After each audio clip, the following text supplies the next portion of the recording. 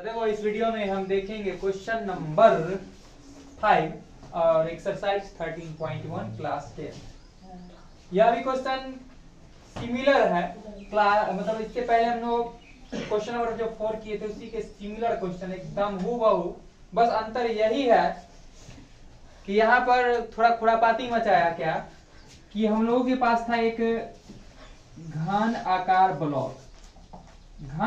Block था और मान लेते हैं थोड़ा देर के लिए लकड़ी का टुकड़ा था। कैसा था देखने में? तो घन आकार का। कोई शर्मा जी के पास ले गए इसको, तो क्या किए? खोद दिए। कैसा खोद दिए? तो देखो ऊपर से तो देखने में लग रहा था वृत्ताकार, लेकिन ले गया गड्ढा नीचे तक और बन गया अर्धगोलाकार। तो इससे पहले जो क्वेश्चन था इसमें क्या था कि उसके ऊपर से रखे थे और इसमें क्या कर दिया क्या कि खोद ही दिया। अब जब खोद दिया तो देखेंगे तो हमें उसी तरह का प्रतीत होगा, बस अंतर यही होगा कि नीचे गड्ढा दिखेगा। तो ऐसा करने के क्रम में भी हम लोग एक वृत्ताकार हिस्सा को काट के फेंक चुके हैं, लेकिन इस वृत्ताकार हिस्सा को काटने के क्रम में एक गड्ढा बना दिए हैं और गड्ढा देखने में है अर्धगोलाकार। गड्ढा देखने में क्या है? अर्धगोलाकार। और अर्धगोला के बारे में हम लोग जान रहे हैं कि इसका क्षेत्रफल होता है 2πr²। समझ में आ रहा बात? और इसका क्षेत्रफल हम लोग जान रहे हैं 6 गुणे भुजा स्क्वायर।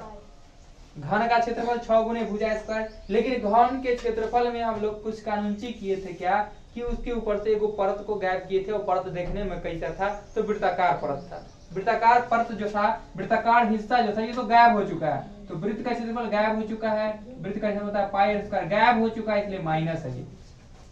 और जो नया आ गया है उस सबके सामने प्लस है। ये आया है, जो दिख रहा है ये दिख रहा है, ये सब चीज दिख रहा है, ये तो नहीं दिख रहा है।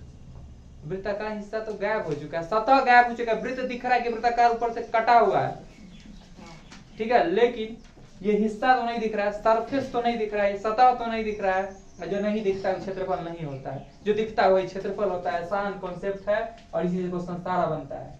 तो देखो एक धनाकार ब्लॉक के एक फलक को अंदर की ओर काट कर अर्धगोलाकार गड्ढा इस प्रकार बनाया गया कि अर्धगोले का व्यास घन के किनारे के बराबर है। अर्धगोले का व्यास घन के किनारे के बराबर है। बात सेम है, ठीक है।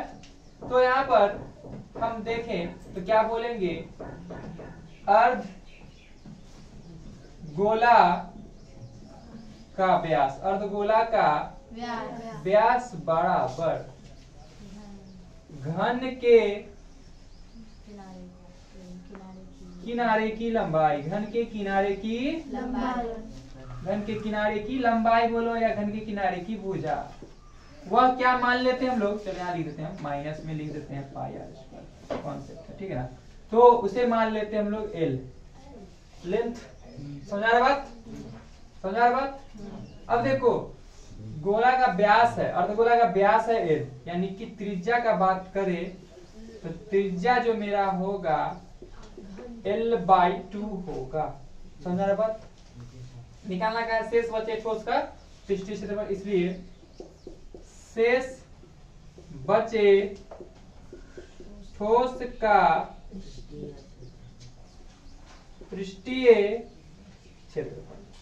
तो अभी हमने देखा कॉन्सेप्ट 6 भुजा स्क्वायर, 6 गुने भुजा स्क्वायर माइनस वृत्त का क्षेत्रफल प्लस अर्धगोला का क्षेत्रफल। कितना आसान कॉन्सेप्ट है।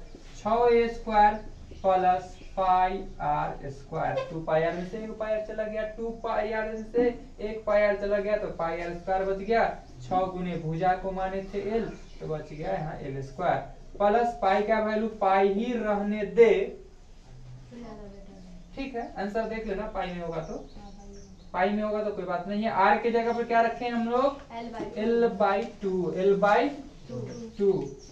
का स्क्वायर। समझ में आ रहा बात?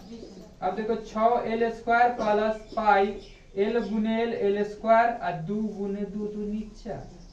एलसीएम लेंगे तो यहाँ से दे देगा 4, इसके नीचे कुछ नहीं मतलब है छुपा हुआ 1 के पारा में 4 तो 4 मतलब तो 4 चौक 24 l² प्लस यहाँ से तब पाई रहेगा ही, यहाँ से आएगा l²। ध्यान से देखो तो यहाँ से हम लोग देख सकते हैं एल स्क्वायर कॉमन लिया जा सकता है। यहाँ से क्या बच जाएगा, चलो पहले लिख देते हैं पाई अब प्लस 24 बट्टा में 4। तो यह